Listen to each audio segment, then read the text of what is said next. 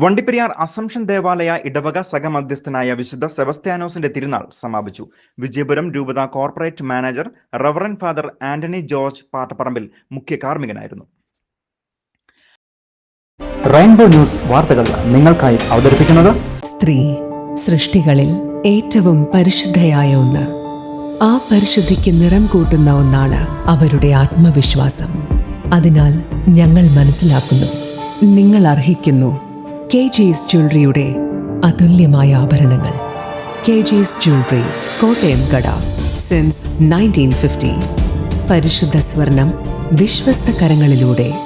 ആ ഷോപ്സ് കട്ടപ്പന, ചെറുതോണി, അടിമാലി, നെടുങ്കണ്ടം, രാജാക്ക.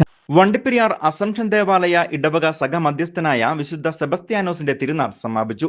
ജനുവരി 21 മുതൽ 26 വരെ ഭക്തി ആദരപൂർവ്വമുള്ള ചടങ്ങുകളോടെയാണ് തിരുനാൾ നടന്നത്.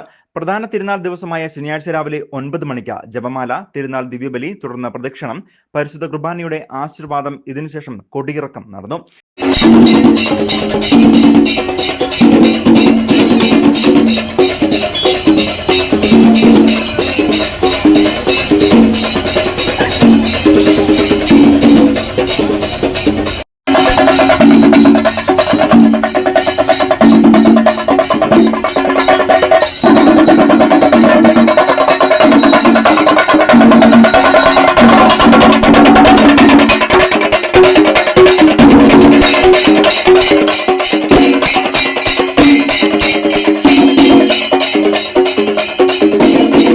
വിജയപുരം രൂപത corporate manager reverend father Antony George Pattapparambil മുഖ്യ കാർമ്മികനായിരുന്നു.